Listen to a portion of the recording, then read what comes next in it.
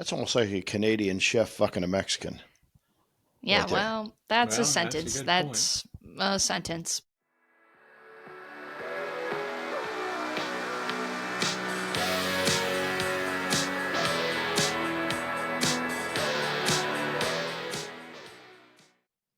Welcome to Cue the Mic. I'm Darren Worth.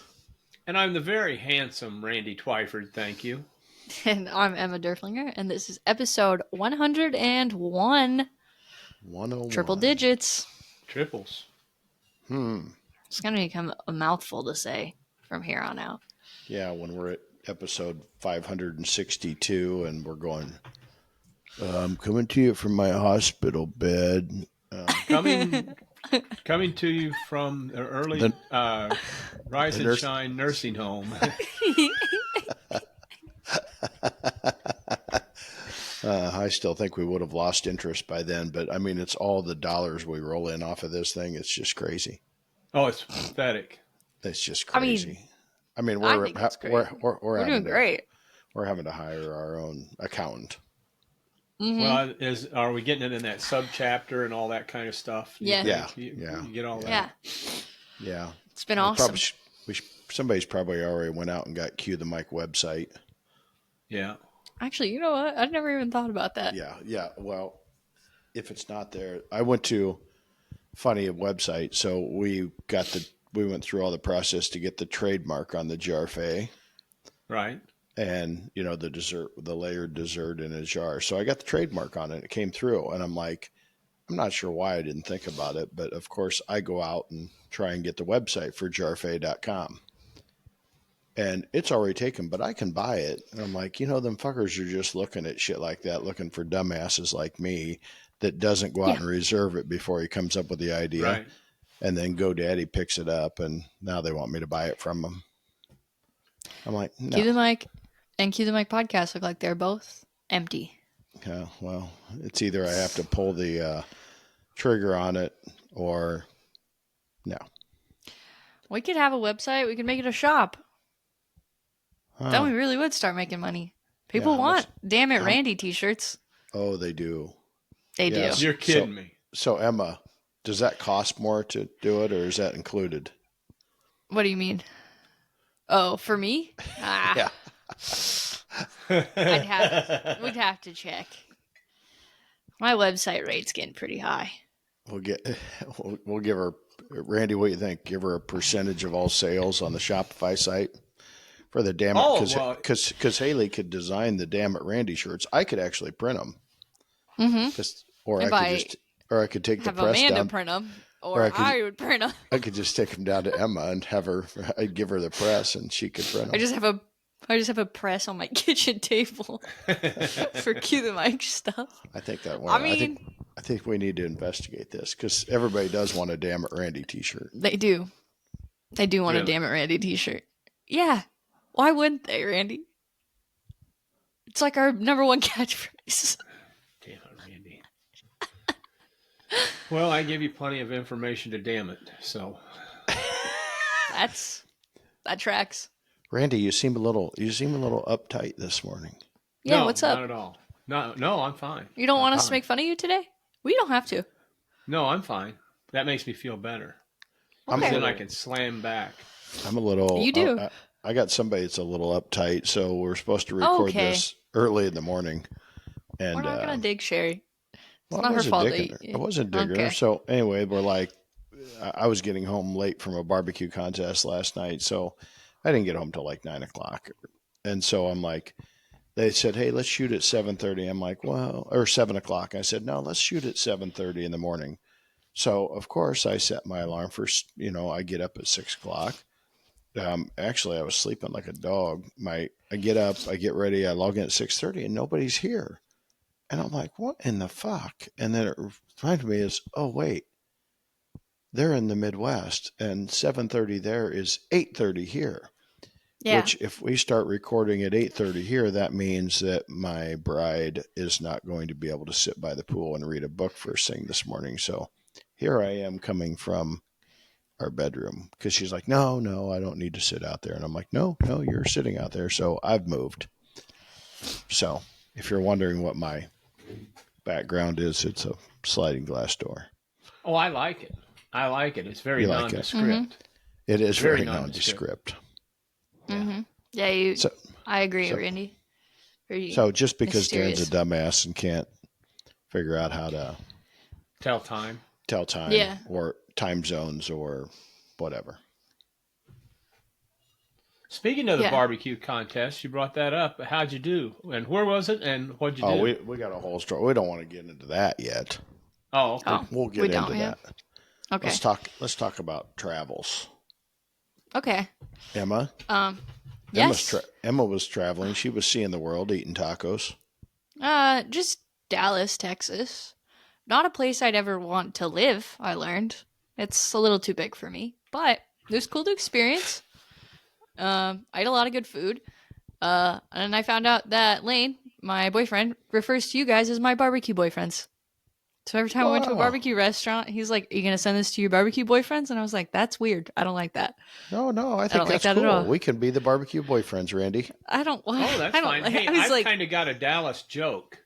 Okay, let's hear it. Cue the damn it, Randy moment. Yeah. Okay, let's hear it. I was thinking the same thing. This couple, they were going on a trip to Dallas. They were flying to Dallas. Okay. And I mean, their sexual desires. Oh, Jesus Christ. Kind of overcome them. And so she was sitting on her husband's lap, facing the back of the plane. And she started jumping up and down, if you know what I mean. Oh, Jesus Christ. And people started looking, and she goes, "Okay, everybody, we're all going to Dallas. We're all going to Dallas. We're all going to Dallas."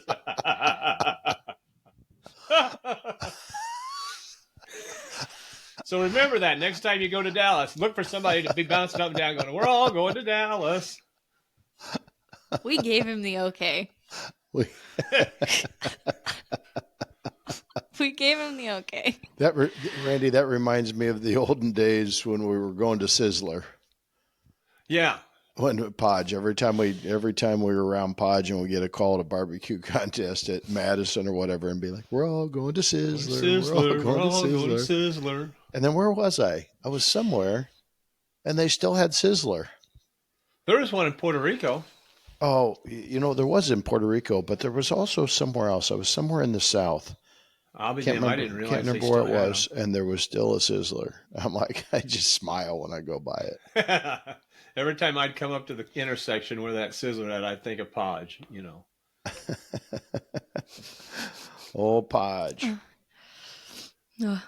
So back to your trip to Dallas. Yeah. So we ate a lot of good food, did a lot of exploring. I sent the guys a picture. I had a chicken and waffle taco that was next level. Really? Yeah. What was so good about it? I think it was the fact that it was like in a sweet taco shell. Like a waffle. And it had oh god, I sent you guys the ingredients. Actually, it's on my computer. Yeah, you sent me. It was it had the green and it had it was crispy tenders, peppered bacon, peppercorn gravy, green apple slaw, maple syrup, red chili aioli, scallions, and a house-made waffle tortilla. I think it was a mixture between the green apple slaw and the maple syrup. It had just like the right amount of sweetness with the savory. That that was I could eat 7 or 8 of them. That was like I don't know. That's like a Canadian. That's almost like a Canadian chef fucking a Mexican. Yeah, right that's a sentence. That's a sentence. But yeah, it was right. A little bit of maple syrup, pretty good. A little bit of taco, a little bit of. Yeah, it was. I would agree. Delicious. It was delicious. And then, we went to a couple barbecue restaurants. Which ones did you go to? One's a local chain. I can't say it. Okay. But, was it good? It was pretty. It was. I definitely the better one of the two we went to. Both were great, but it was unbelievable. And they had a jalapeno cheddar sausage, and Lane convinced me to try it, and it did ruin the rest of my meal because it was so spicy, but that's fine. He loved it. But the burnt ends were like caramelized or something. I don't know. They were good though. And then we went to Lockhart barbecue in the Bishop Art District. And that was really good too. I bet so Lockhart is okay. So Lockhart barbecue. Yeah, theirs was interesting. So the first place was set up very Smokey D's-esque.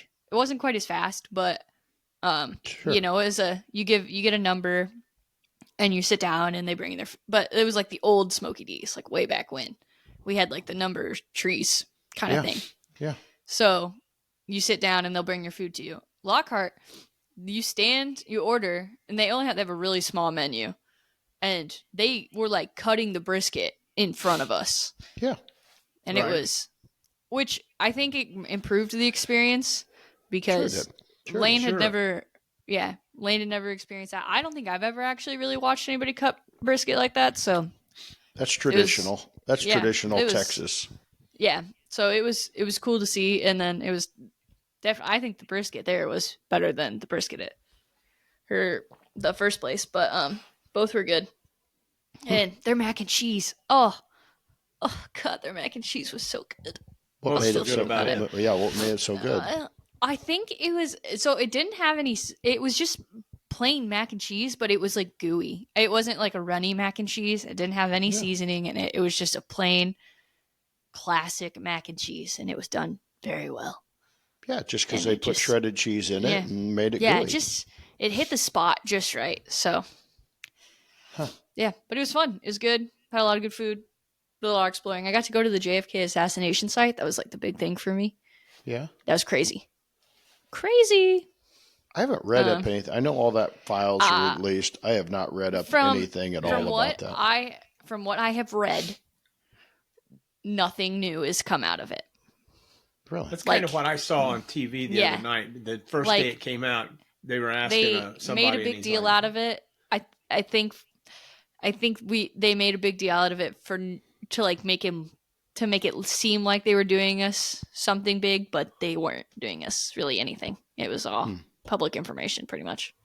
Yeah, so you can't. It's really hard because you get all these. I don't know.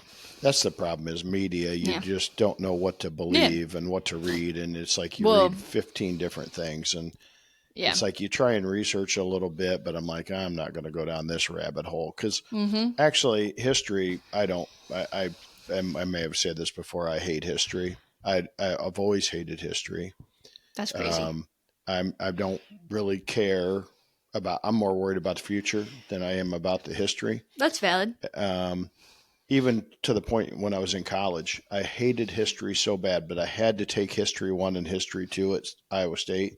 And I knew that there's no way that I just hated it because I don't have a very good memory. And so learning about history and taking tests about history, you have to remember a lot of shit. And I didn't, and I wasn't engaged in it. So I made the decision one summer to stay in Ames and take History 1 and History 2. And they were like 3-week long classes every day. So I got them out of the way in 6 weeks. Good. And it was like done because I knew I had to get it done. And I knew I was going to have to go to summer school at least one summer. So I just did History 1 and History 2 and boom, back to back and got it over with. And I still don't remember shit about it, but I know it's done. Yeah.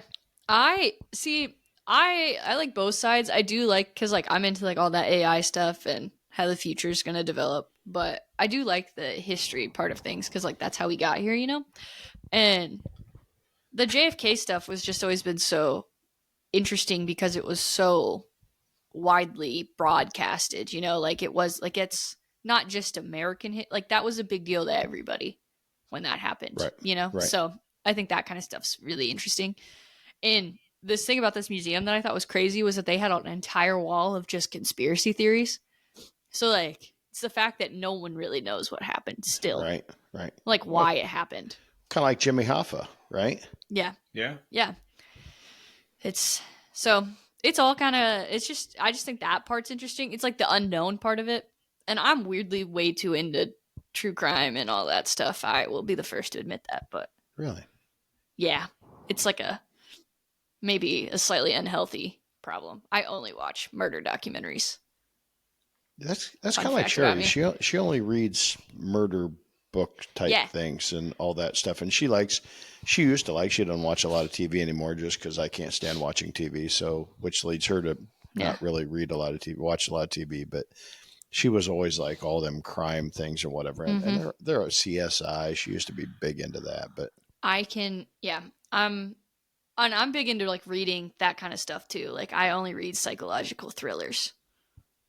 I've never read a nonfiction book that I selected myself in my life. That's the only thing that keeps my attention is chaos, I guess. Well, I love chaos. I don't know. I don't know. It's so weird because it started when I lived alone in Clear Lake. Like I got into like the true crime stuff when I lived alone, hours away from anybody I knew. In a kind of, it was Clear Lake, Iowa, so it really wasn't that sketchy. But if you looked at my apartment from the outside, you would have thought that's a really sketchy, scary place. And that was when I got into all that stuff, and it was probably the worst. I lost sleep there at the beginning, and now it's just like background noise, and it's kind of weird. It's just background noise. I don't know. I just think it's interesting stuff. It's just like one of those things of like, well, how does somebody's mind work that way? You know, I wanted to be a psychologist for a little bit. Like I liked studying the brain and like, why do people think the way they think? But then I realized that was too much work for me. So now I just make cute little graphics and design websites. But overall, good trip, good tacos. Yeah, it was a great trip. Tacos was the best thing you had. No. What was the best thing you ate? Yeah, what was the best thing? Was it that chicken tender waffle taco? That was pretty good. That was just the first thing I ate, so like it set the bar really high. I think the first barbecue place we went to was pretty top notch. And then I don't know, I had a really good, we went to a Mexican restaurant the second day, and it was kind of lame, but it was like this chicken salad that had like pineapple slaw on it and stuff that was also pretty delightful, and a cilantro lime dressing that hit the spot, and that was pretty good. I don't know. It was all really good. I don't think I could pick a favorite. I enjoyed all of it. I don't think I had a bad thing. That's the main thing. Yeah, I don't think I had a bad thing. But definitely probably the first barbecue restaurant if I had to pick. Or the mac and cheese at the second one. I still think about that. So.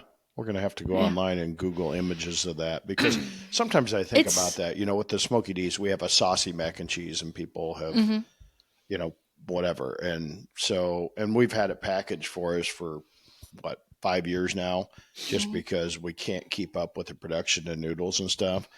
And they've never really got it right. Hopefully they're going to get it right. Our next production's coming out and we're actually moving to a boil in the bag, away from containers. So we don't necessarily have to bake it. We can actually boil in the bag. That's what it looks like. Yeah, it looks like our mac and cheese, but it's ours. But it must just have a pull to it. It does, and it I think it's kind of a personal opinion and probably a hot take. I think like when it's a lot, I like it when it's really thick, like right when it doesn't feel because sometimes the Smoky D's one, it's delicious, but it gets a little soupy sometimes.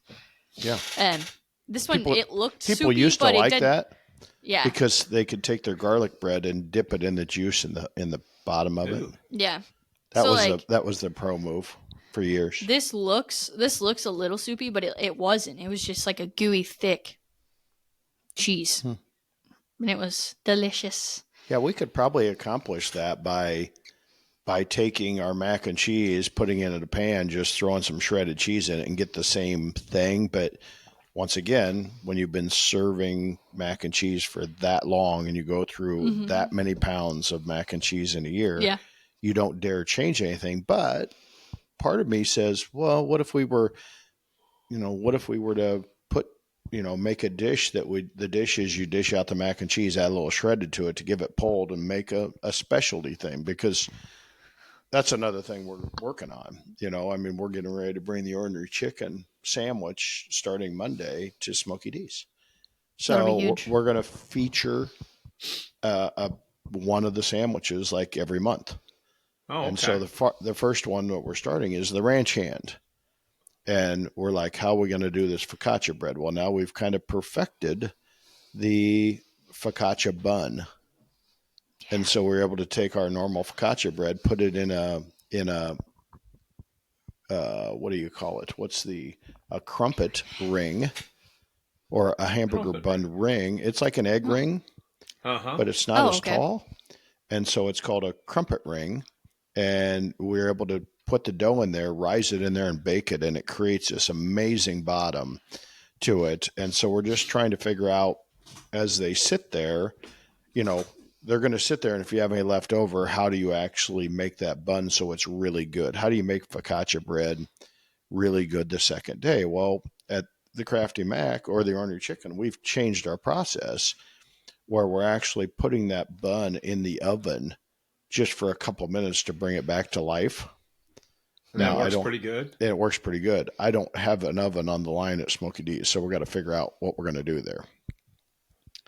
To figure out, because if you put it on the griddle, which we used to do, it kind of makes that a little greasy.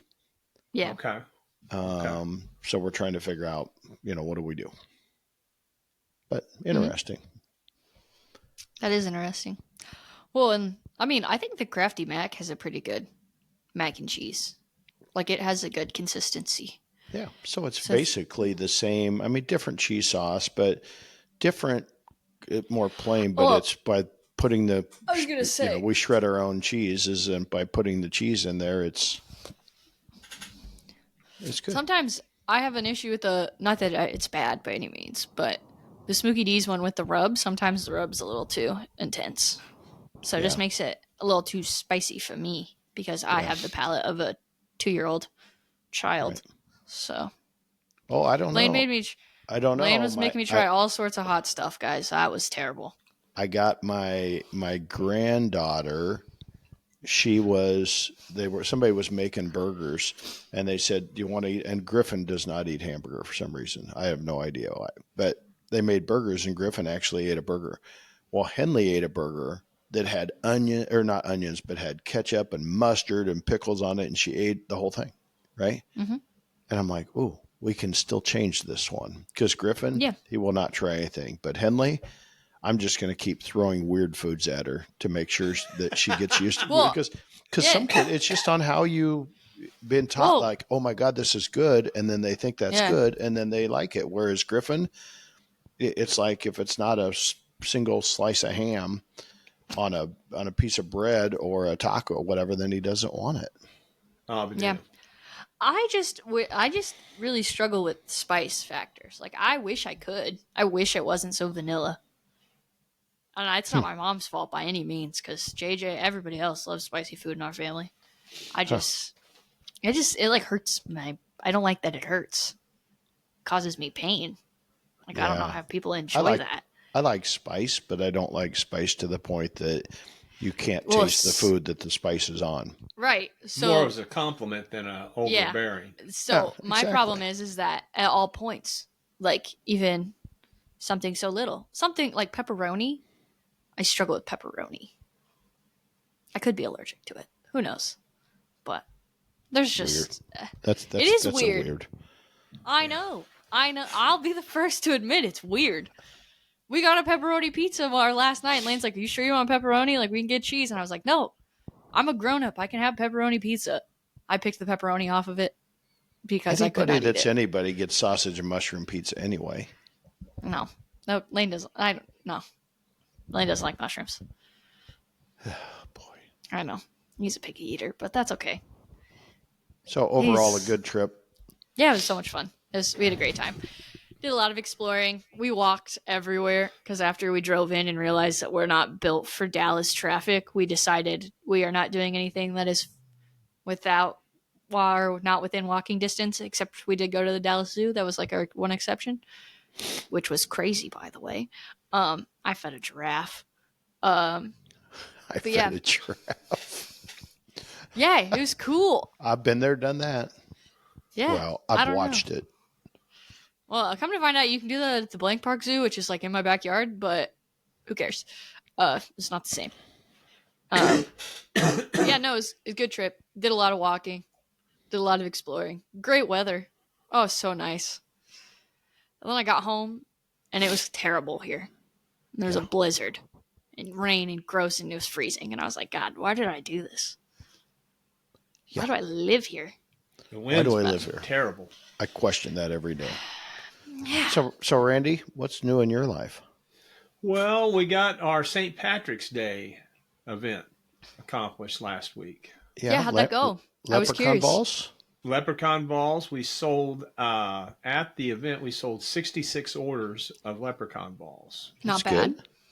And then we had some left over, and we took them with us on Tuesday to vend, and we sold every bit of them. Good. Wow. So Was the turnout what you expected at that parade? yeah. Was Yeah, it? Was it crazy? Yeah, it was. Yeah. It was crazy. I never seen so many people in my life. Well, I have, but wasn't the weather Yeah. shitty or no? No, it was a little windy. It had been Yeah. shitty. It had Yeah, it been ended shitty. up pretty nice. And then that Oh. weekend was pretty. It turned off pretty nice on that Saturday. Oh, I It thought was the really weather was windy. forecasted to be shitty then, but It it was. changed. Yeah, Yeah, it was But, forecast to be shitty. yeah. There was a heck of a crowd there. I mean, just huge crowd. That's And, awesome. Lot of- very successful for us. So to That's say good. the least. Yeah. Mark that one on That the is calendar good. for next year. Oh, most definitely, And the food truck's been. We've been taking the food truck out 3 days a week now, and every day I compare last year's sales to this year's sales for that location, and our sales have been up about 15-16%. Wow. And That's not bad. And then we're starting. We've got one of our big ones this week in Verdon, Illinois, a little town, and we're sponsored by the Methodist Church. We do an event for them, and then kick back a certain percentage of the sales to the church, and they promote the event for us, and they do an excellent job of promoting it. And so we got that one, and then the next week, week after next, we're going to start doing some old spots, but new that we haven't done for a while, down around the state capitol and stuff. There's they're doing a bunch of construction, so there's only one way into the state house, and we've got a spot that I blocked off probably 5 years ago, 6 years ago, every bit of 6 years ago. And nice part of it is it's not very well known where those spots are. Like, I'm the only one that's got the paper that has the spots that have been approved. So we're going to do some of those. So those ought to be interesting to see if we pick up some of that legislative business. And I'm hoping we would pick up some of the protesters, but in the past we never have. Typically the protesters, they'll bring them in by buses from Chicago. And That's fucking crazy. yeah, it That is just pretty blows- crazy. That just blows my mind. People don't know what they're protesting about. They got paid. They're representative, not the representative, but their ward boss back in Chicago has told them, be here and get on a bus. You're going to be gone for the day, and we'll buy your lunch. So, but they always stop at a buffet up in Lincoln, and that's where they feed them all.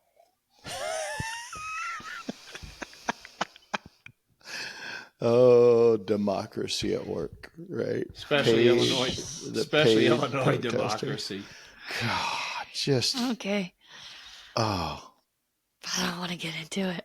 oh my God. Oh, it's just the funny thing. It just one. So I'm flipping through the Twitter this morning and just seeing everything, because I'm an hour and a half early, 2 hours early. But anyway, I'm flipping through, just getting up on the news and the whole, the whole Tesla, people keying the Teslas. I'm like, Oh, How that's about how the how stupidest thing I've ever heard of. how stupid do you need to be to key a Tesla because you don't know there's fucking cameras all over a Tesla, so they're going back and they have the cameras activated on all these and they're going Yeah, back and he went in and they're activated all of them. I heard. they're fucking arresting these people. They're like, how? I mean, if you know anything about Tesla at all, you know there's more cameras in that fucking Tesla than.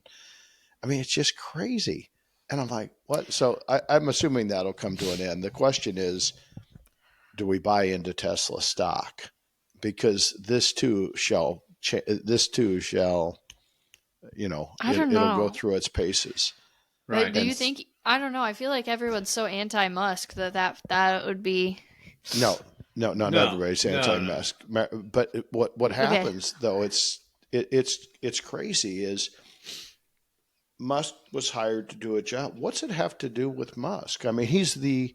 What I don't understand, I think and it's maybe you just. can help me Uh, understand, is you have the largest U.S. manufacturer of electric vehicles. And the Democratic Party is all about electric vehicles. They pushed that for years, Right. right? And I'm not against it. I think electric vehicles are great. Now, don't force it on me, but I think the more we can have, the better off we'd be. But we don't have the power infrastructure to charge all these vehicles. So it needs to be a balance, right? So yes. I had an electric vehicle. I loved it, Yeah. right? It was just a hybrid, but I loved it because I could get 27 miles out of my Jeep every day. So most of the time, I could just tool around in the Jeep on electric, and I get home and I plug it back in. I still have my electric charger in the garage. Boom, plug it in, done. I wanted a Mhm. Tesla forever, but Tesla's in Iowa just doesn't seem like it. You know, it's the thing from a cold weather, severe cold weather, Mhm. and the batteries and Okay. whatever. So I've never been able to talk Sherry into the Tesla, but they are the coolest contraption in the world. I I mean, it's just crazy. But I don't disagree with that. so I so think they're. so they've pushed it, and all of a sudden, I was listening to a thing this morning about you know I don't know who it was, some cabinet member or whatever. He says, well, but it's not. We're not about cutting these programs. It's the Department of Government Efficiency. So it's not. Even though they look like they're axing stuff quick, right? And Yeah. people, it's just culture shock for people. But he said it's the government. He said we're not cutting programs. We're just cutting fat. And everybody should be for that because that money will return to the taxpayer. Not today. It's Yeah. not instant, No. but in 12 to 15 months, you'll start to see the amount of taxes you pay go down. It just takes a while because these are contracts that are set in stone. So Yeah. they're doing this, but here we are. We're boycotting the guy just because he's affiliated with Trump. And it's now we have Trump derangement or whatever, which I understand why people hate him. I'm not a big fan of him. I like his policy, but I've said that many times. As a person, I can't stand to listen to him. But now you've got Elon Musk, who is by far, I think, the smartest person on the face of this earth. I would agree with you. But I mean, for just think about, I mean, hey, Elon, go get these astronauts, and he gets the astronauts, or just the ability to, and is he his team? But it starts with your team's only as good as your leader. But he can catch a rocket booster back on the launch pad. That's just fucking insane. He's going to Mars. He'll be in Mars, I guarantee. Oh yeah, I But agree. but but he's done more for the electric cars and stuff. And here they're boycotting him. And I thought it was funny. Somebody posted, "Wow, it's crazy. Even Trump could get Democrats to hate an electric vehicle, right?" And It's six just, months ago, they were all over it. but it's just people. It's like the abortion thing. It's like whatever they just grab on people's purse strings, and it's that big money on both sides that spend all this money to keep us the news cycle and people fighting. And it's just crazy. It just I drives me crazy. I don't argue with that one. Well, I agree with you. Do you guys Yeah. like the cyber trucks though? Like They're really? uglier. They're uglier than Okay. fuck. They're about the Okay. ugliest thing there was. They're, Okay. I just wanted to make sure we were all on the same page there because like but they're but but that's just the looks of it, whatever. But Well, it when doesn't I do a saw lot of the when I stuff. saw the bomb go off in the one in Las Vegas and it didn't hurt the passenger in the truck, and I'm not sure what the crash ratings are on those things. I don't know either. I'd have to Not look that up. it really matters, but They did just recall a bunch. I saw. oh But yeah, but normally would they do that? Would that normally be in the news? No, but it's no. in the news No, because this is the news now. it's a negative thing, and if we can get a Right. negative thing, we can. Oh yeah. It's just No, but they're ugly. I just wanted it's to make just sure we all stupid. agreed on that. Oh yeah, we agree. Yeah. They're We all gross. agree. But So, Randy, been doing any catering or just food truck stuff? Catering a little bit, but mainly food trucking. Yeah. And got caterings coming up. Got a big hog roast this next weekend. This coming Saturday. So that's always something new to throw into the pile. And You doing got that my on the hog. old hickory, or are you doing it on your hog roaster? No, Don't you have a hog doing it roaster? Yeah, we've got a hog roaster too, but I like doing them on the old hickory. Got the hog racks and slide them in there. And he's a 200-pounder, so you kind of got to go at an angle getting him in there and stuff. So I got the boys coming out Friday afternoon when I get back with him, because I got to go pick him up, and I always like to have a little extra help to load it into the pit. Yeah. And then we've got extra help going with us on the catering, so to help get it set up and stuff, because sometimes doors aren't as good as they need to be. Yeah. Of getting him in, but yeah, I wish that's one thing that I would love to do, but I just don't. We just have to have. I'd have to do it. I think. Yeah. I mean, we have people that could do it, but then you got to. How do you transport it, and how do you Mark Link used to do it with the boards and have the rim around the boards and the foil and. I've got a hog pan.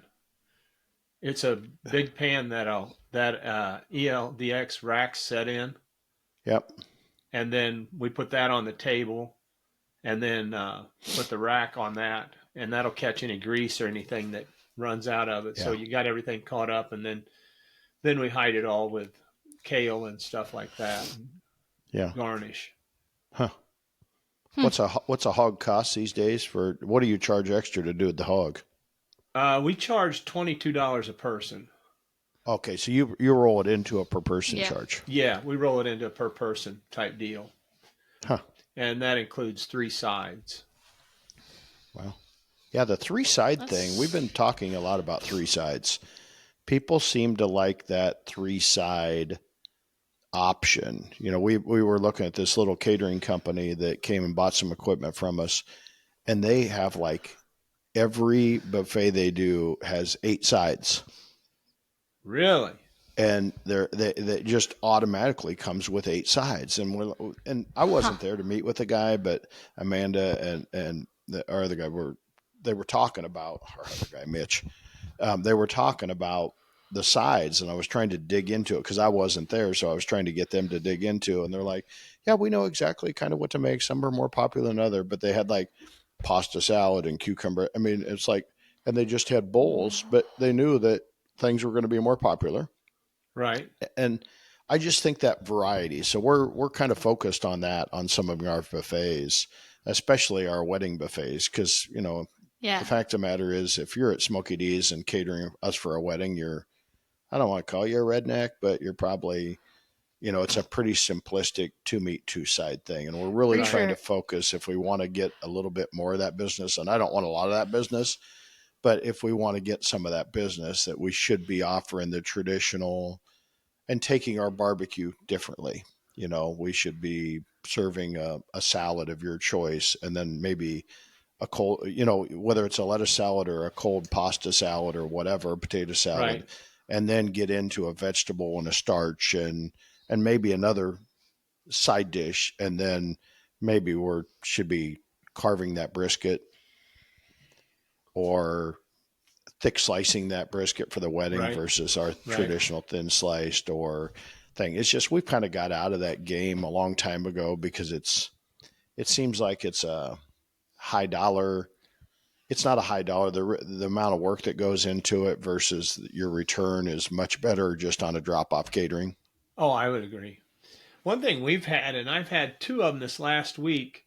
One of them's for a wedding coming up in May, where they want a third side, but say the wedding's for 200.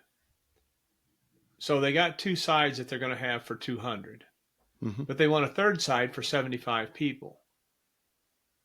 Yeah. And I don't like that. Is it an unpopular side? No, this one was our baked beans. So very popular.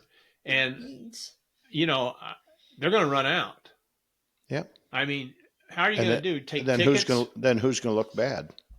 Yeah, exactly. The caterer. Right. The Right. caterer's going to look bad when we're out there a third of the way through the event pulling the chafers off for the baked beans. So I got the email over the weekend. I've talked it over with another person, and they kind of understand. So they did away with the third side. But these people, I'm going to just tell them I'm not going to do it. Either they take this third side for the full amount of people, or it just. And I know what they're trying to do. They're kind of like you that It's My Jam. They're trying to rewrite the menu and make it cheaper. And right. But But here's the question, Randy. You add a third side. Is it a full portion third side, or do all sides get less? All sides get less. Right. So that's the. But you know that people are going to take your heavy starch sides. People are going to take it. Your beans are going to take less. Right. So because people can only eat so many pounds. So there's really, by adding a third side really doesn't add a lot of cost. It only, it just adds because you have pans and prep and all that other stuff. But as far as cost, adding that third side is just, you got to buy another pair of tongs. You got to buy another, ungodly. But I don't have a problem doing a third side for everybody, doing it for the 200. I just have a problem of doing it for 75 people out of the 200. How are you going to regulate that? Because you're going to run out. Well, you almost have to put that side and it'd look really weird, but you almost have to put your different sides and then your meats and then your other side at the end of the fucking buffet line. So when it runs out, you can just remove it. Yeah. Well, it's kind of like doing a vegetarian option on a catering. We've learned the hard way of not putting that vegetarian entree that you're going to do for maybe 10 people. If that, not putting it on the buffet line, taking it off, because no matter what you put out there, people are going to eat. They're going to take part of it. They're going to say, what's this? Oh, this is the vegetarian. Oh, I've always wanted to try that. And they'll take a little bit.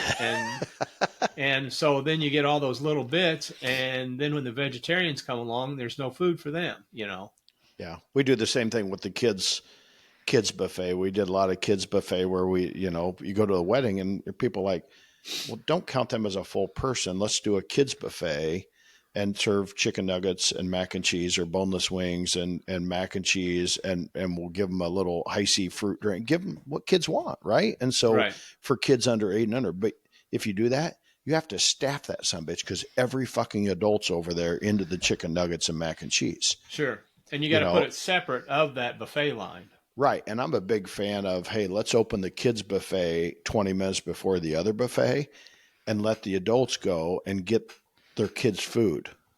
Right. And then that's a good idea.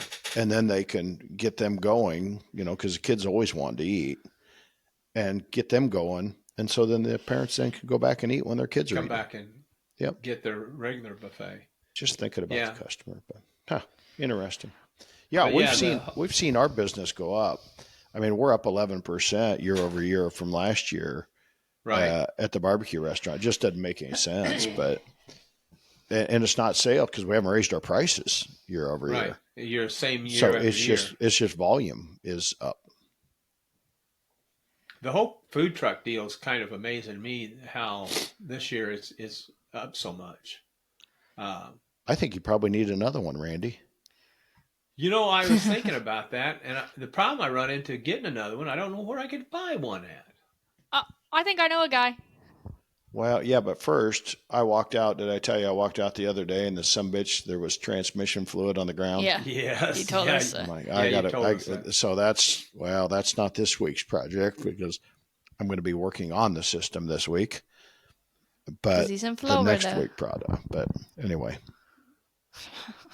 So overall, Uh, good. Booking up some pretty big deals for the summer, and pretty excited about. We're going to Yeah. do a county fair for the first time, whoa, Ooh. so that'll be interesting. That's a Tuesday through Sunday type deal. So,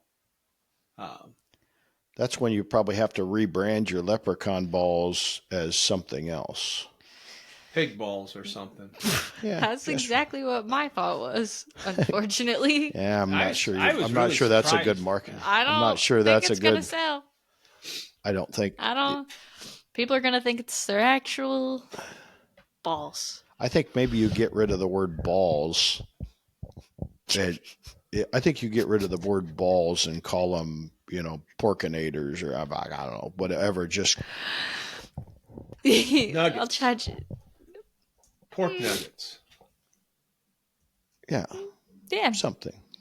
Well, all the guys are saying we ought to make another batch of them up and have them on a food truck for kind of a special type deal. Yeah, yeah. I don't really disagree with them. Yeah. And I hate changing the name of it because that's what's got them known as the leprechaun balls. Yeah. Even Well, though you but could that was kind rebrand. of that was kind of St. Patrick's Day. You probably Right, when you right. went to the food truck, we probably should have called it something different. well, we were going to, but then we wanted to keep. It was the Tuesday after St. Patrick's Yeah, Day, St. so we wanted Patrick's to keep Day. that ball. Yeah, so rolling. you could Keep probably that- you I could think it makes probably sense. you could probably rename it pretty easily but if you keep going leprechaun balls, or maybe you let it die for a few weeks here and then you come back with boom, some other type of balls. same thing.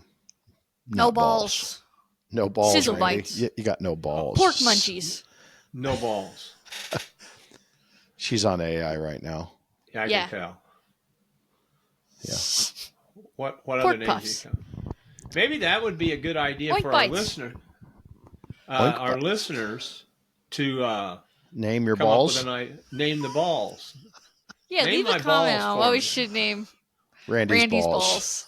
Yeah, But- put a comment on Pork that. balls. And, Pork balls. well, the other thing I'd like to tie Sure, into Marlo's it is named the because other it's ones. got corn dog batter on them, true corn dog batter. Yeah. So But if it's fried, corn dog balls. fried doesn't matter what that batter is. They're just going to like it. Yeah. Name for Yeah. corn dog pork balls that with cheese don't- insert. Jeez. with cheese that Oh, don't Randy. have the word balls in it.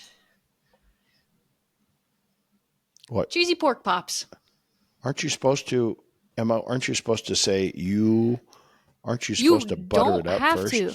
You don't have to anymore. No, I've been talking to AI so much it knows me. What was that knows first one me- there you had, Emma? That I kind of like that. Pork pops. Cheesy pork pops. Yeah, cheesy pork pops. And There you go. Porky poppers. Porky poppers. Porky poppers. Pork bombs. I like that one. Oh, I Pork kind of like bombs. that. I like that one Yeah. too. Pork bombs. Well, like I said- though, I feel like if you have to put the word bomb in it, if you put the word bomb in it though, people are gonna assume it's spicy. Potentially. No, I don't. I don't know. I feel like I would. Oh, I don't. You don't? No. Oh. No. Okay. I like pork Well- bombs the most. Let's monitor our internal information, and if any customer, Hog any of dogs. our listeners, They're not dogs. Nothing. Keep going. if any of our customers are not customers, our listeners, Listeners. if they'd like to inject some type of name for naming my Inject? balls, I would expect it. I would appreciate it. Yeah. Damn it, Randy. Damn it, Randy. Yeah, so leave a comment on this YouTube video, or you can, if you're listening on a podcast platform, find us on social media and comment on the podcast post. Which I I will would make sure goes appreciate out it. on Monday this week instead of That's Tuesday. right. So okay. Yeah. Love that. I don't know. I like cheesy pork pops though. Or pork I bombs. kind of like that. I almost like the pork bombs. Because then when you put barbecue sauce on them, spices them up a little bit. Yeah. Mic drop. Pork I rinds. mean, puts that sweet flavor into them and stuff. Just what can't ChatGPT do, you know? And who would have thought I would be saying this? Darren was the one that got me on this many years ago, and I thought he was crazy, and now I use it. I literally use it every day. I had it summarize an entire article for me yesterday, so I didn't have to read one for homework. I think they Is that legal? I think they call that forward thinking. Is it legal, Randy? It's an AI class. What's she gonna do? Oh, it's for that. They're expecting you to use Yeah. AI to do it. Yeah, and she's probably like, "Oh, they're gonna definitely use AI to summarize this." I just need, what you should do is you should figure out how to. I still need to spend time because I want to take my product mixes and consolidate a bunch of data and spit out the truth. Right? Yeah. That's what I want to use AI for. But okay, so I just learned a bunch about that this week. Yeah. Data mining. Yeah. Okay. Yeah. Well, we'll have to send you some sample data and you can use it as test and learn. Okay. We won't bore people because literally I did use Smoky D's in my review. I was like, at my previous job, it would have been really nice to know how to use this stuff because this would have been a game changer. Yeah. For me, even from the social media side. So what do you expect? What are you wanting to get out of this? I want to think of all the toast out of the POS, your product mix data. Right. Take that product mix data and download it for the last year in detail, down to every transaction. Every transaction. Right? Every pork sandwich. And now spit out to me and say, give me my weekly or daily pork. How much pork do I need? How many pork sandwiches do I sell on average for the last 15 weeks? Because I'm a Deming quality guy. So you have to have at least 15 to design a system. So give me every pork sandwich that I sell and tell me the last 15 weeks, how many pork sandwiches I sell on average, what's my lowest and upper control limit, higher control limit, that tells me, okay, I sold 35 pork sandwiches on a Monday and with a low of 22 and a high of 36 or whatever the number is, right? Okay. Now I can project how many pork sandwiches and show me the moving average. So now I can project how many pork sandwiches I'm going to sell. So if I can project, then I know exactly how much pork to produce to cover my upper control limit. Now you're always going to have a thing called special cause where all of a sudden it's like, oh, I sold 80 this day. Well, it was a holiday or it was something different. But if you look at the system, we sell the same thing every week. Right. Our Mondays. I mean, and I found this we read at our meatloaf, right? And I'm like looking at our meatloaf and trying to figure out how much we need to produce. And so I look at just the last 4 weeks on how much meatloaf we sold, right? Right. No matter what the sales were, because the sales are trending up 57, 58, 54, 57 meatloaf specials. I see the same thing yesterday, the handball special. We sell between 89 and 92 handball specials every Saturday. Now, sometimes we have 25,000 in sales. Yesterday, we had 31,000 in sales, and we still did 92. Now, and I'm not sure. I didn't check to see if we'd run out of handballs that we're only producing, but we do the same amount of handballs every week, and we do the same amount of these daily specials. It's stupid the way our system is that consistent. Well, if I could use AI instead of hiring an analyst to do all this work for me, if I could figure out how to do that via AI and print me out a daily report saying, hey, on Monday, I'm going to look at Tuesday's projection. How much pork do I need? How much brisket do I need? Whatever. And then I could just need to add in my catering. Boom.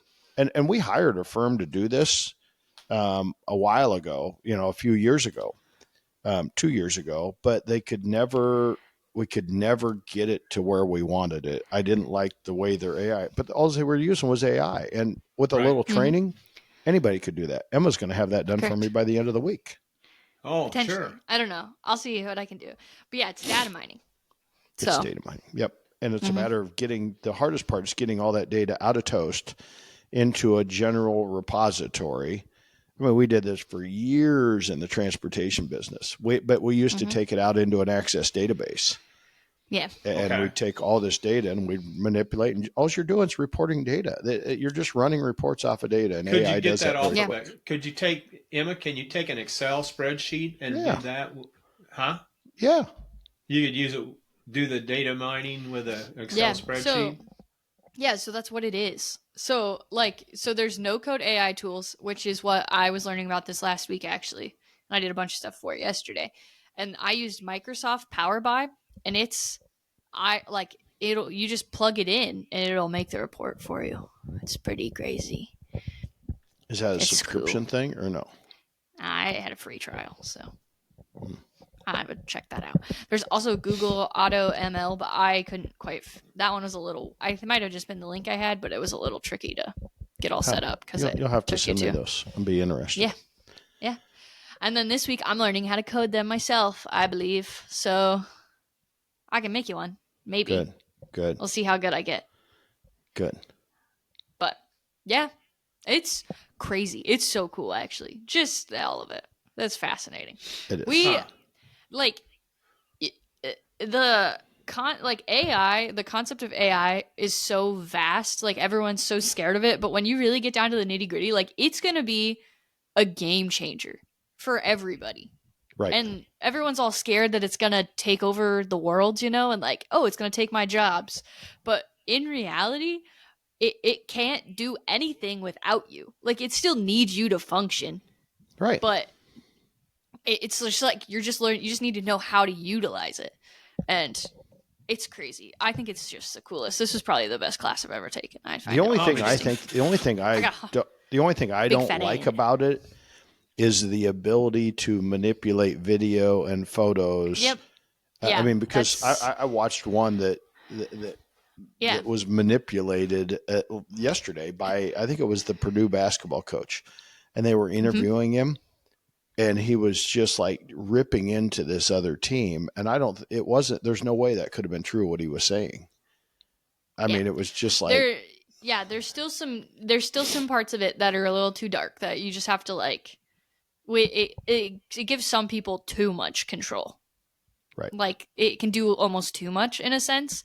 So that's more of the scary part of it, is that when people know how to use it, they could definitely use it the wrong way. But I mean, that's just everything on the internet, like social media in itself, media. We talk about this all the time.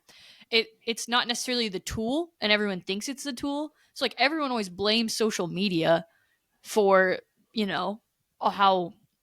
how corrupt the world is, but it's not. It's just the fact that social media gave corrupt people a platform. You know what I mean? To like twist everything. So that's going to be the problem. I mean, just like everything else, that's going to be a problem with AI, is that corrupt people are going to figure out how to, control it, manipulate it, and they'll get bored and they'll start doing funky shit. But overall, it's going to be a tool to utilize, and it'll make everybody's life a lot easier. In a positive way. I mean, and I would like to. I was talking to somebody about it, because we were talking about online ordering for the platform, and how Smoky D's, we're trying to constantly, and we don't work very hard at it, about driving people towards online ordering. Now, that part of our business keeps growing, but we still receive a lot of phone calls, right? And phone calls take up people that could be just packaging food and making food and getting out the door faster for everybody. So if everybody places their order online, we're still going to get it. We can actually do more, right? And we can get more orders out, and you won't have to wait. So it's like, how do you drive it? Where it's my jam, I just didn't put in a phone. I have an internet phone number that says, you want to place an online order? Here, boom, you go to this website. If you want to make a reservation, we don't make the reservations, right? And here's our data.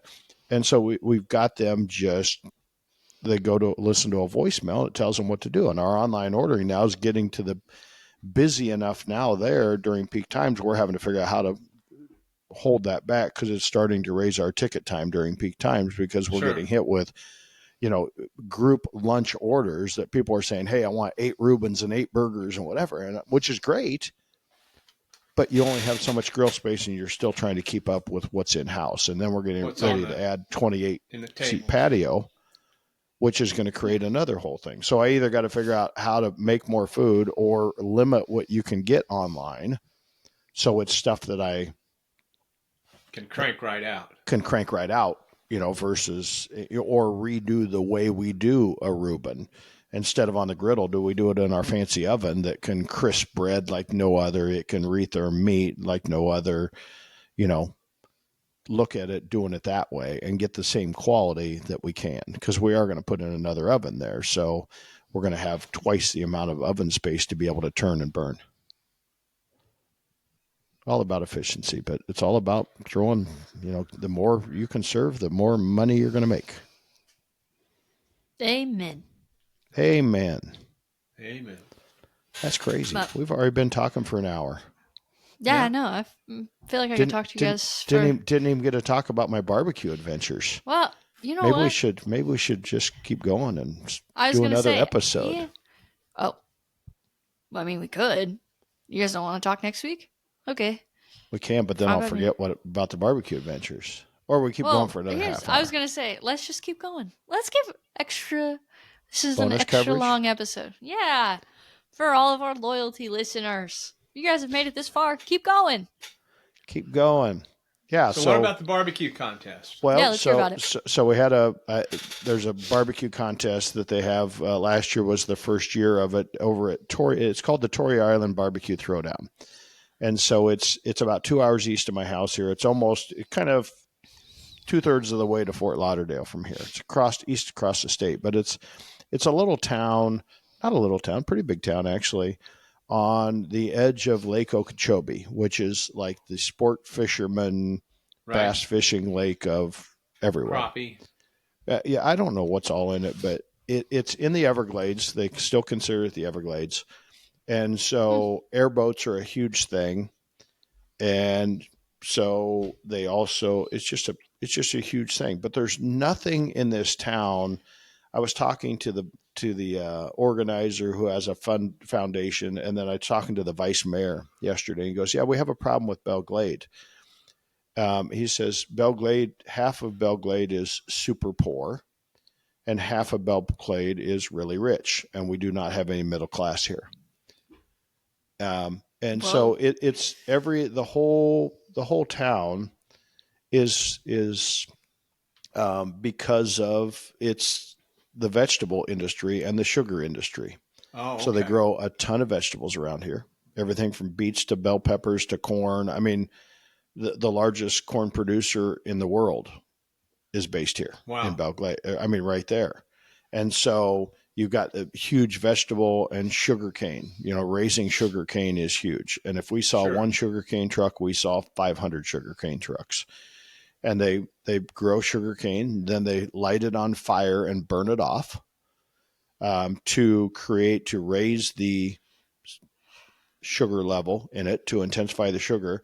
Then they go through with machines and they throw it in almost like it kind of doesn't bale it up, but it puts it in the back of trucks, and then they take it off to the refinery and boil it down and make sugar.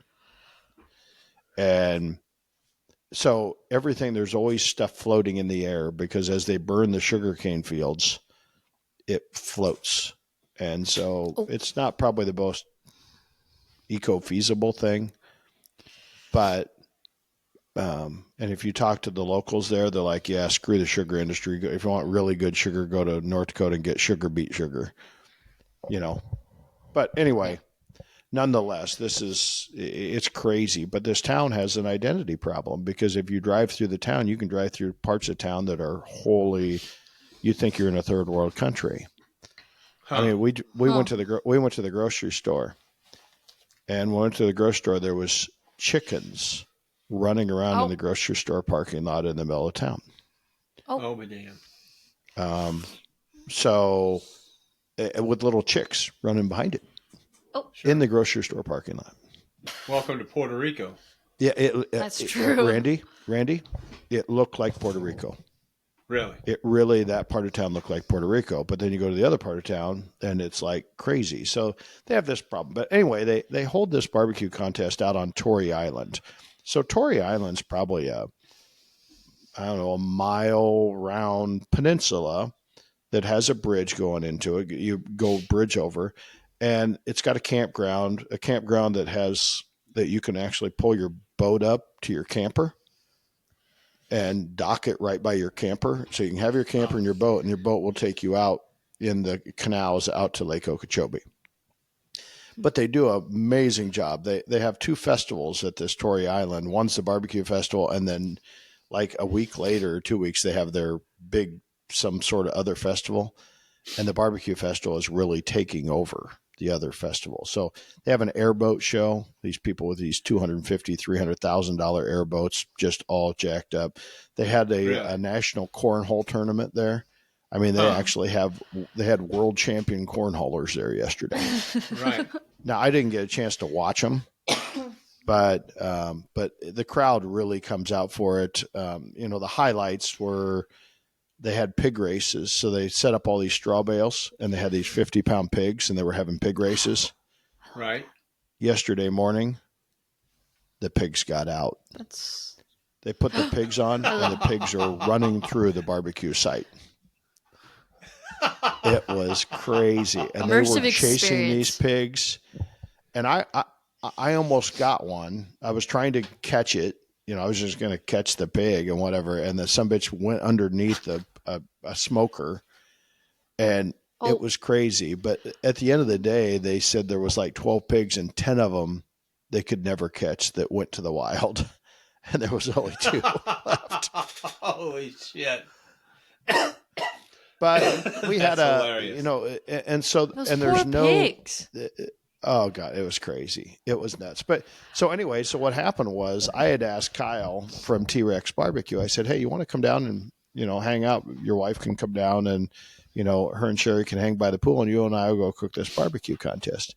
He's like, "Yeah." So they booked tickets and they come down. So we've been on this adventure, and they've seeing Southwest Florida and stuff like that. So him and I took off on Friday morning and went over there. So we get all set up. Well, we're having to stay in Clewiston, which is 30 miles away because there's no hotels. Really? Except for one hotel that, Puerto Rico, back again, Puerto Rican hotel. Okay. That you're probably not going to stay at. Not very, just didn't look like a great part of town. So we end up going to Clewiston, which is 35 minutes back to the hotel room. But so we did that, and we got all set up, and so we went to the grocery store. Well, we got there, and they were short a team. So there was only 24 teams instead of 25. Right, which makes it a qualifier. In order to be a qualifier for the Jack. Now, still qualifies for the Royal, but doesn't qualify for the Jack. So I'm like, well, T-Rex is here. We can make a team, right? We can make a team with him. He'll cook, give him a free entry fee, and we'll go buy some meat. And they're like, okay. Done deal. I said, but you got to find him a smoker. Well, we went around. We were trying to find a smoker, and we're like, let's just go to the grocery store, get meat. We'll figure out the smoker later. Well, one of the teams, Bearded Monkeys, Twisted Q, we come in. He goes, you can use one of my drums. I'm going to cook my brisket a different way today. So anyway, we took one of his drums. So he did the 1 drum challenge. Well, we get to the grocery store, and I had a brisket point that I'm like, I'm not going to turn in burn-ins anyway. Just you can cook that brisket point. And let's go get ribs, chicken, and things. So he picked out some wings at the grocery store. They didn't have any pork butts. But they had the finest looking boneless pork steaks that money could buy. Huh. I mean, they were marbled. They were amazing. And I said, well, you could cook pork steaks, or better yet, how about I give you my pork and I'll cook the pork steaks? And he goes, no, I want to cook the pork steaks. I've never cooked a pork steak. So we kind of coached him up on how to cook the pork steak. And so we went through the contest. Needless to say, pork steaks took first place yesterday in pork. Get out of Dodge. No, first place. And he cooked an amazing pork steak. I mean, he smoked them on the drum until they got to like 185, 190 degrees. And then he took them off, let them sit in a pan on the counter. And then we put a towel over the top of them. And then as chicken was turned in, he wrapped them in a pan with butter and brown sugar. And he stacked them all in a pan. And put them back on the cooker until they got really tender, and then he finished them on a high heat grill. Oh my God. They were like some of the best that I'd had. And these things were nice and thick and whatever. And it was so bad that the judges, the reps came to him afterwards and said, we instantly got called to that table. And the judges said, well, this isn't pork. This isn't pork. This is an illegal entry. And Mike Garrettson said, no, that's a pork steak. It comes from a butt. It's totally legal entry. So it was questioned by the judges, but they still scored it first because it was amazing. He only got one bad. He got one comment card. The judge had given him an 8 because his bite was too fatty. Well, but you could see right where the money muscle was. So you could take the glory bite, and it was amazing. And so it was it was overall. It makes you want to run pork steaks again. That's the second time pork steaks. I took first, 2 years ago, Luke and I took first in Florida with pork steaks. And I mean, it was just crazy. They were just amazingly good. I'll be damned. How thick were they? Randy, they were they were probably not quite an inch thick. Okay. But they were bone. I mean, by the time they were done, by the time they cooked down, they were probably at least a half inch thick, maybe a 5/8 inch thick. Right. I'll be damned. But anyway. So I didn't realize pork steaks were legal. Well, yeah, because you can do any cut. There's no size limit on pork, so you can trim just a money muscle down and cook the money muscle. Sure. Randy's like, I'm coming out of retirement. Yeah, I mean it was so good, and the way he executed it perfectly. Good for T-Rex. He was fun. So we were sitting. There was no place to eat in this town too. The organizers couldn't give us one place to a local joint to go. They're like, we don't have any restaurants here, any good restaurants. That's how bad it is. And so I'm like, and they're trying to change that identity, which great people.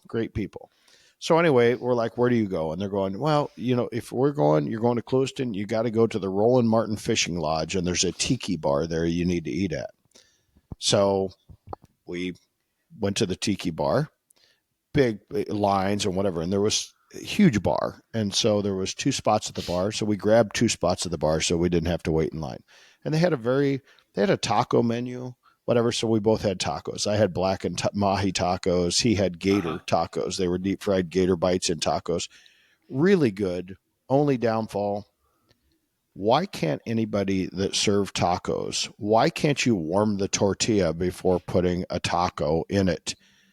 Every place you go, the tortilla, outside a Mexican restaurant, but anybody that tries to do tacos of any sort, and I love tacos, anybody that does it, why can't they warm the shell? So here shows this beautiful taco, had this great slaw on it, and everything about this taco was perfect, in a bone-ass fucking cold tortilla. Oh. Just drives me crazy. Huh. But anyway, so we're sitting at the bar. We're just sitting at the bar and eating these tacos. And it's like 8:30 at night because we had to run to the grocery store and trying to find Blues Hog for him and all this stuff.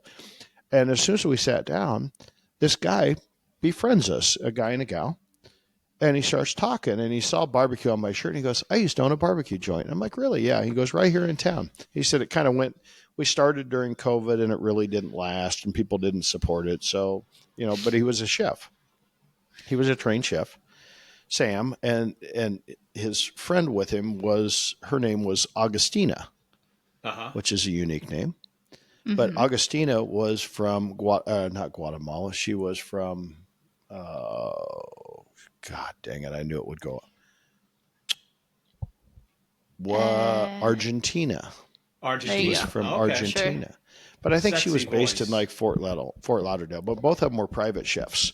And so they do fancy things. They do big events sometimes together, but they've been friends for years. And so we were talking about food, and I said, yeah, people told us to come here because there's no other place. He goes, there's only one other place you want to eat outside of Popeye's chicken. Right. And T-Rex didn't want to eat a Popeye's chicken. He doesn't like fried chicken. But anyway, un-American. Gives him the shits, I think. Right. That boy criminal. Right. Yeah, it doesn't agree with his stomach. Okay. So anyway, but they said there's this Jamaican food truck. Oh. And this Jamaican food truck operates out of his driveway, doesn't even have a health license, right? Oh. Has never been health inspected. but was still named the best place to eat I was in gonna say Clewiston. that tracks. So anyway, they're talking about this simplistic Jamaican food truck, and he didn't really serve a lot of jerk stuff, but served like brown stewed chicken. Okay. And he did a red beans and rice and cabbage, whatever. So they're talking about how great this is. And so the more we talk, we're talking food and restaurants, and we're just really just having great conversation over dinner. And we're like, hey, we're at this barbecue. He goes, can we come out? I'm like, yeah, just come out. You guys can hang out, whatever. Well, they showed up right after brisket was turned in. And I was actually doing an interview with some gal from her. They were doing a documentary about Southern Florida festivals. And so I was doing an interview, and that she was tasting my ribs, and we were saucing, doing stuff. It's going to be played all over the state of Florida, I guess, coming out. But I was doing this documentary. Well, then they showed up. Well, they brought it. They went to the food truck and got us the Jamaican food Oh, really? and brought it to us. And this stewed chicken, it was the most simplistic. It was like eating in Puerto Rico or any foreign country. Is you could tell they had taken whole chickens and just smacked them with a cleaver. So there was bones throughout this stuff. Oh, Right. Right? I didn't. Yeah. They brought oxtail, Uh-huh. which was really good. Was it And- pretty good? I've never had oxtail. I was well, gonna say me neither. So oxtail used to be junk, but no, it's really good. It's really, Right. it's not even distinct. It's just, but it's very, very tender. But it's just like the tail, and it's just like bones. But then there's meat in the crevices of the bones, and Right. it's like really good. The problem with oxtail is it used to sell for like nothing, and now all of a sudden the fad of oxtail. Now if you go, Right. I can go to Sam's Club and buy oxtail here, but it's Sure. like $10 a pound, and it's I'll be mostly damned. bone. Oh, But whoa. so oxtail has become all the craze, just like everything becomes a craze, and then the price goes way up because of the demand. There's only so much oxtail. But anyway, I'm telling you, Randy, this rice, and we were talking about this at dinner. This rice was amazing, and it was just had.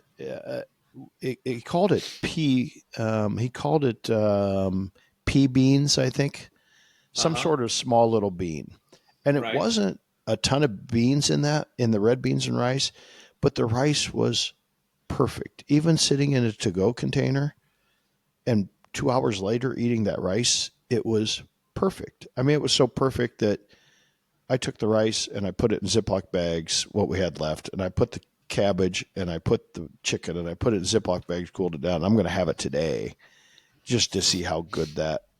I mean, it was just amazing. And after having a barbecue contest, the last thing you want to eat is meat, but brown stewed chicken and Pretty the good. oxtail and the rice and the cabbage. Oh, it was just amazing. It was I'll just be a damned. little gem in South Florida that I would almost drive the 2.5 hours back to go get. Is that right? Oh, that's always good. Yeah. Yeah. So, yeah, interesting. But anyway, we cooked the barbecue contest. We had a great time. When we went to the store, he had won he got pork steak. So he ended up getting 2 calls. I ended up getting 4 calls. So my chicken, which has been my nemesis for a long time, I went to chicken legs, went back to an old recipe, ended up getting 7th in chicken, Right. which was fine. I thought everybody thought my chicken was really good, but it got 7th out of 20, whatever. Ribs hit 4th. I thought I had really good ribs. They got first on the table, got 4th. Pork, I was playing around with doing pork a little differently. It ended up being a hot mess, got overdone, ended up getting 6th in pork or 7th in pork, but that was with 3 sevens in tenderness because it was overdone. Right. It was just one of those things that it just didn't feel like it was done, and I kept pushing it, and then by the time I got done, it was done. I Too should have pulled mushy? it off. Yeah, it was too mushy, but mistakes. And then brisket, I thought was probably the best brisket that I've cooked in years. And I did something I'm the first guy I think that ever cooked the brisket on the microwave shelf back in Sholo, Arizona in probably 2007. All because my thermometer was off. My thermometer wasn't working, and I couldn't get it up to my pit up to temp. Finally, I'm like, I got to start cooking. And when I put my brisket on the pit, it sizzled. I'm like, what the hell's going on? Well, I had a bad thermometer. So I thought I was burning at 200 degrees. I was really burning at 425 degrees. Holy shit. That's hot. That's hot. But what I found by 425, I got a 180 brisket that day. And so I'm like, maybe I'm onto something. So I thought, then I started cooking super hot on the Jambo and then bringing the temperature down. But back then we were cooking Smithfield extra tender butts that were injected. Well, if the butt was on the pit at over 300 degrees, it would cause that money muscle to curb. It'd like shrink up and go crazy when it got to high heat. It didn't like it. So I'm like, I got to figure out a different way to do that. Well, that's when I'm like, hey, I can keep this pit at 300 and that microwave shelf's running at 400 or 425. Right. So I started cooking on that, and most people do that today, right? Got a question. Yeah. For those that don't know, what do you call it? Why are you calling this a microwave shelf, and what exactly is it? Just in the Jambo has one shelf on the left side that's higher. So it's much hotter. And so the microwave shelf is your rescue shelf. Okay. So if something's not getting done, like yesterday, my ribs didn't seem to be getting done as fast as I wanted them to. So I threw them up on the microwave for 10 minutes, and you hit them, blast them with 425 degree heat, and allows you just to kind of speed things up. Well, yesterday I'm like, I haven't liked the texture of my brisket in some time. So I'm like, you know what? I practiced actually before I left. I don't know why. But I wanted to try this new injection and stuff. And I'm like, I've got this brisket in my freezer sitting at home. And that brisket was in a Ziploc bag, not cryovac. And it was like freezer burnt. Half of it was freezer burnt. So I'm like, you know what? I'm going to thaw it out. So I thawed it out. I cut off the freezer burnt. I trimmed it down like a quarter of an inch to get all the freezer burnt off the top of this brisket. Right. And I injected it. Well, I threw it on this old hickory at 250, the CTO. And it took about an hour longer to cook this brisket, but I followed this process, and it was an amazing brisket. Just amazing. And I'm like, you know what? I'm not going to the microwave shelf. I'm going to run this brisket at like 275 degrees. So I ran the brisket 275 degrees. It took an hour and a half longer to get that brisket done, but it still came off by 11 or so. Okay. Normally it would come off at 9:30. It came off at 11, a little after 11. The texture on that brisket was 100 times better than anything that I've done on that microwave shelf. Now, maybe the brisket, I don't know, need to run it again. But twice I've cooked a brisket and really loved the texture by getting rid of that, just slowing it down and not pushing it so hard. So we'll wait to see. But anyway, ended up getting 5th overall. A team Sloppy Hogs won. It was their first grand championship. Okay. Love that. They had done evidently some backyard stuff, but it was only their 4th or maybe their 5th professional contest. Okay. Ooh. There was other people. Good Googly Goo came. They're really a chicken cooking team, but they've done really, really well. They got first in chicken, even though he said my chicken's been in a slump, but then he finally goes, well, I think maybe I figured my chicken back out. But anyway, had a great time. Then they get to the awards, and there was 2 teams didn't turn in their ribs. They were late. So it didn't count as a qualifier. Oh. So here they are. They win their first contest. They have a chance to get the draw to the Jack. They still get the draw to the Royal. They still get the automatic to the Royal, but that's one too team. Bad. Well, and they had some backyard. They had some regular teams that entered the pro division, just locals, and the one guy turned in pulled pork sliders. For ribs? No, for pork, but he put the pork on buns. Oh. And turned it in and got DQ'd. But DQ, you can get DQ'd fine, but if you don't turn in on time, then it doesn't count, which I'd like to see KCBS kind of change that if you make an attempt to turn in, if you're late, it would still count. Because here, people invest all this money. If a contest isn't going to get 25 teams, a lot of people say, I'm not going. Well, they were at 26 or 27, then people start backing out. Right. So it's just tough. Yeah. Why Why did the bride get him disqualified? Because in a KCBS contest, you can only turn in meat and garnish. No other. Oh. Yeah, Okay. you can't. Yeah, it's a meat contest, so totally against the rules. If they would have paid attention, it just. I mean, and what's stupid about the rules are like if you're short a team, the guy could have had his wife turn in raw meat, put raw chicken in a box, turn it in. It wasn't even chicken. They could put sausage in it and turn it in and get DQ'd. It still counts as a team because a DQ you get 1 point. So it still is a scored team. Well, the problem is we were relying on these people to all turn in, and I'm like, they didn't stress it enough. Whereas you could turn in raw chicken and write on the top of box, this is raw, do not eat, and you'd still get disqualified. You'd get a 1, but it would still count. And it still count as a qualifier. Whereas if somebody was 5 seconds late turning in their ribs, it doesn't count as a score because they don't get a score. Got it. Okay. And I know they're trying to protect, the rule was they want to have limits. Well, they're trying to protect people just making up a bunch of teams. So you have you have a two-person contest, and then you have 15 disqualifications, and it qualifies. Okay. I know what they're doing there, but somehow there's probably some wording in there that says if you attempt to make a turn in, should it disqualify? I mean, it's different if somebody just doesn't turn in the category, but if somebody's late to a turn in and attempt to turn it in, how do you deal with that? Yeah. I agree with you. That makes sense. And maybe that should be if it got turned in within a reasonable amount of time, maybe it's it's an automatic DQ before it even goes to the table. Right. So anyway, but otherwise they just turn away the entry, and what happens is then all of a sudden people look like, oh, that wasn't a qualifier, I'm not going to go next year, and it's anti-contest. Yeah, I would agree with you. That's a bummer. But overall, great time tour, just T-Rex and hanging out and being able to cook barbecue, and it was just a good time. So we're gonna have a shit. You ever gonna get rid of that stuff, Randy? No. No, I'm not. I think it's just etched into my body. I think Randy, my since I've lost weight, my wife's like, just quit using that damn CPAP. It leaks all the time. And I'm not sure if my face or nose has changed where I need a different size mask or whatever. Right. So I'm like, okay, I'll try it.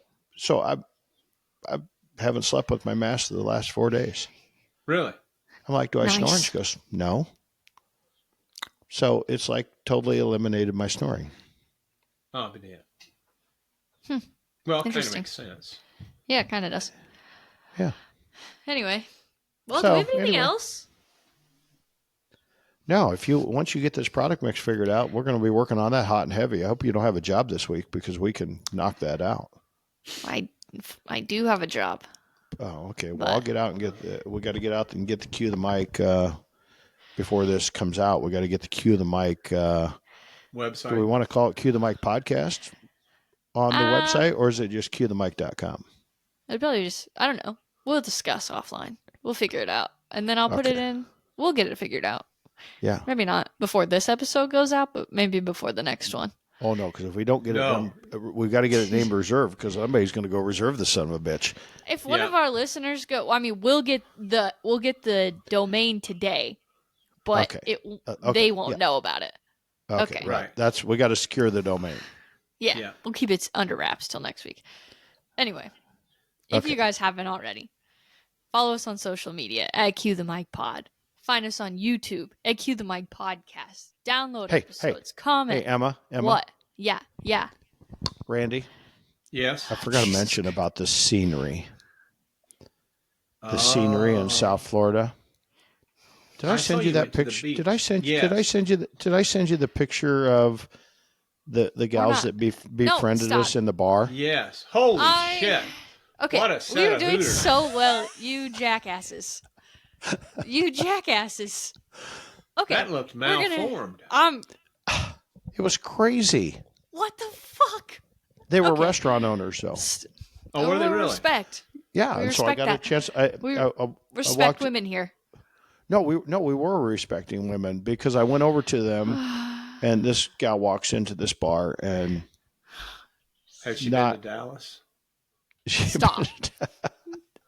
Randy. So anyway, so God this damn gal it. comes over, and the entire bar of fucking 75 and 80-year-old guys are fucking just breaking their fucking necks.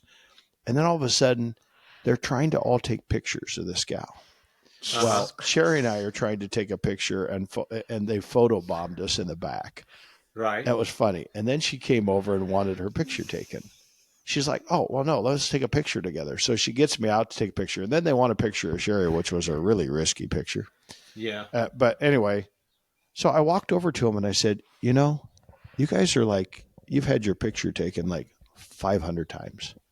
Every guy in this bar has their picture on the phone. Well, why don't they just ask? We'll get a picture. It was 3 girls and their husbands. And so anyway, 2 of them were the gal and the husband. They own 3 different restaurants in Chicago. Oh, really? And they were just friends. The one friend lives right down the street from us in Cape Coral, and she was hosting the one from Salt Lake City. That I think she was a grape farmer. I think from the picture you could kind of tell she was a grape farmer. Randy. Yeah, she looked like. You know what I mean? Stop. But then the other gal, her and her Like she's into husband produce. owned bar and grills. So we talked about bar and grill restaurants and stuff. It was kind of fun. Okay. I just want to get that in there because I forgot to mention it, Randy. And it was admirable. Thank you. Yeah. I hate you guys. Very admirable. Oh, jeez. I hate you guys. Anyway. Maybe we need a. Damn it, Randy! I hate you guys. Yeah. Yeah, something like that. Well, back to my spiel. Comment. Try it again. Yeah, okay. Follow us And on it's social the media. wind up and the pitch. Oh, Jesus Christ. Randy. Okay. Follow us on social media if you haven't at Cue the Mic Pod. Find us on YouTube at Cue the Mic Podcast. Subscribe, like our videos, like our episodes, download, comment, name Randy's balls for him. Preferably his leprechaun balls and not his other ones because that's gross. And yeah. I wasn't even thinking of anything else. I wasn't That's either. not true. That's both incorrect, but good try. Yeah. Randy, take it away. Boom! Out of here, done, finished. Boom. We're gone. Hasta la vista. All right, Maybe. we'll see you guys next week.